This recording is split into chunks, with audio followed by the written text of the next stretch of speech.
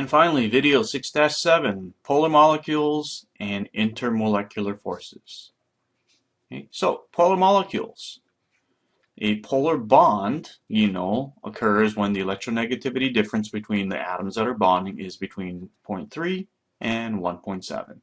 Okay, whenever you do this, you create what's known as a dipole. Okay, a dipole simply just means it has two poles to it.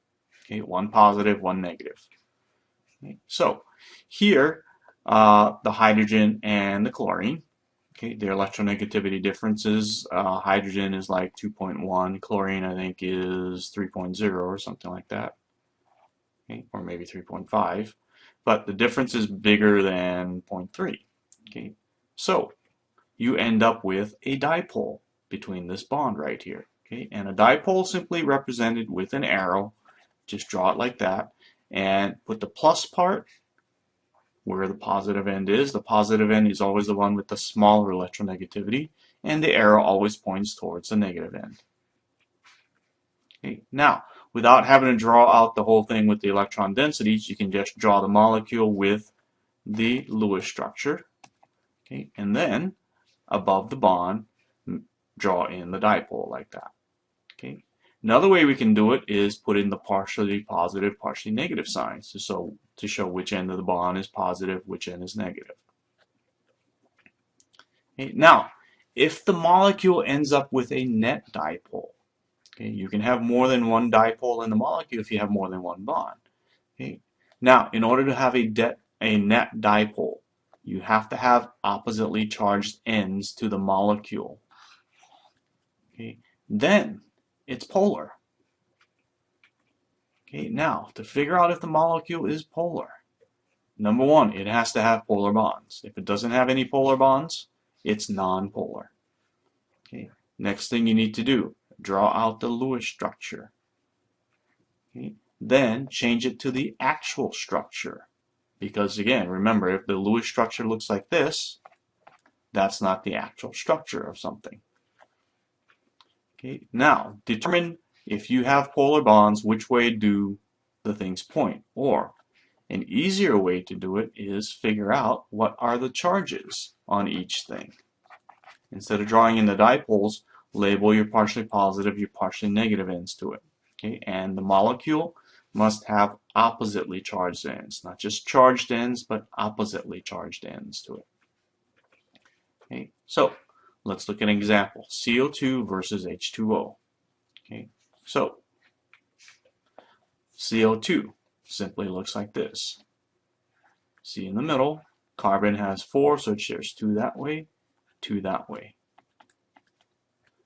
Okay, and oxygen shares 2, so it has 4 more non-bonding. Now, is this a polar bond? You look up the difference, and yes, it is. Okay, so the carbon has a smaller electronegativity, so it's going to be positive, and the oxygen has the negative ends. Same with this bond right here. This will be negative. Okay, now, the shape of the molecule is actually linear. So, the way we drew it is the actual shape of it. Okay, now, is this polar? Okay, well, look at the left side, it's a negative charge. Look at the right side, it's a negative charge. So, you have charged ends, but are they oppositely charged? No. So, this basically means it is nonpolar. Okay, now, what about water? Well, the Lewis structure, is HOH like this. Okay, electronegativity difference. The H's, when you look it up, go look it up on the table. H's are way smaller than the O's, so these will be positive. These will be negative in the middle. Okay, now it looks like you say, oh, left and right, positive, positive. This is also going to be nonpolar, but don't forget, you have to take into account the actual shape. The shape of water is not linear. The shape of water is bent. Okay, so these are still positive, but now the oxygen is negative. But because it's now bent, you don't just have a left and a right, you also have a top and a bottom to the molecule. So, is this actually going to be a polar molecule? Yes, it is polar. Okay, why is it polar? Because you have a top end and a bottom end. So this whole molecule, you can draw a dipole for the whole molecule pointing upward this way. Okay, that's the negative end of the molecule. That's the positive end. Okay, now, intermolecular forces. Okay, these are weak attractions. The name inter means between two different things, just like international flies between two different nations. Okay, so between molecules, not inside the molecules. Okay. Intermolecular forces, you're really only going to have intermolecular forces in molecular compounds.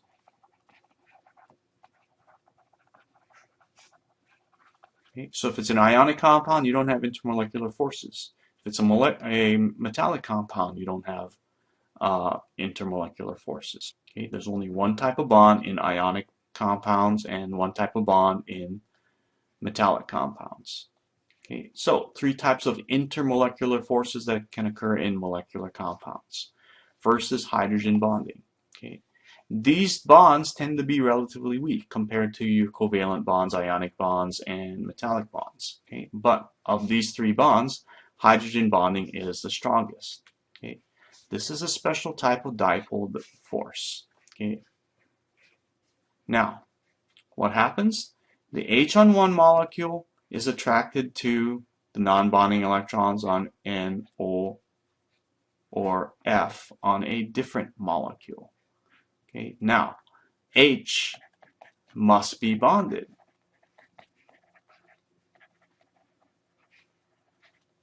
to one of those things: nitrogen, oxygen, or fluorine. Okay, so you have to look for both of these bonds on both molecules: an HF bond, an HO bond, or an HN bond. Okay, in the molecule. If both molecules do not have one of these types of bonds, it cannot be hydrogen bonding. Okay, so here's our water molecule. This is our oxygen. These are our hydrogens. Okay, here's your oxygens. Here's your hydrogens. Here's your hydrogens. Okay. Now, the positive part is attracted to the non-bonding electrons on the oxygen right there. So because this is an HO and that's an HO, this attractive force right here is a hydrogen bond. This is not a hydrogen bond between the oxygen and the nitrogen. Okay, that is a covalent bond. When you melt water, or when you melt ice, or you boil water, you don't break the covalent bonds. These are the bonds that are broken in phase changes.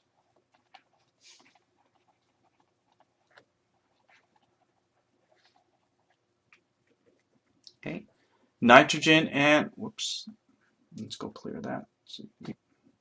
Okay, ammonia, NH3. Remember the name of this compound. Okay, ammonia will also have a hydrogen bond to water. Why? Because that's an NH bond. This also has two more non-bonding pairs. Okay, the negative end of the nitrogen will be attracted to the positive end of the water. Okay, second type of intermolecular force, dipole-dipole forces. Okay, you have to have polar molecules. If the molecule is polar, then it has a dipole to it. Okay, and basically what happens, opposite ends of the polar molecules attract each other. Okay, hydrogen bonding is an extreme case of this dipole-dipole force. Okay, but if it does not have hydrogen bonding and it's polar molecules, then it's basically dipole-dipole forces. Okay, so HCl, not a hydrogen bond right here because H is not bonded to a nitrogen, oxygen, or fluorine. Okay, so this attractive force right here is a dipole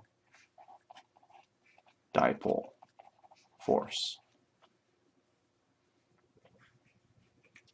Okay, now what if you don't have a polar molecule?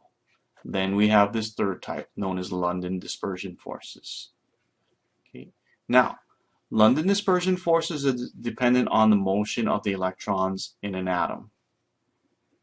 Okay, what happens?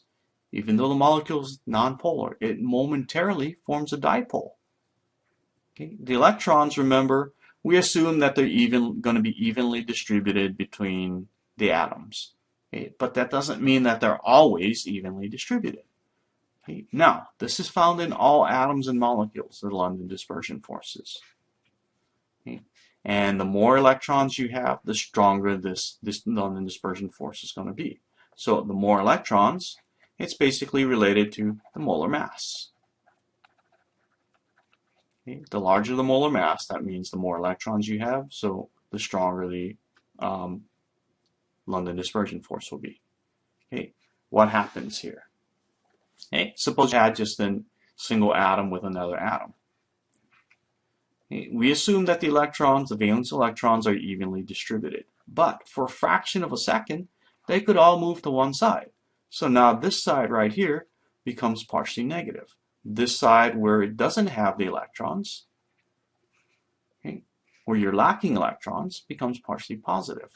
The atom near it says, hey, look, there's a whole bunch of positive stuff here. So the electrons here move over here all of a sudden. So now you're heavy on electrons on one side, heavy on electrons on one side, partially positive, partially negative. Negative attracts the positive on this one, okay, and you get a London dispersion force.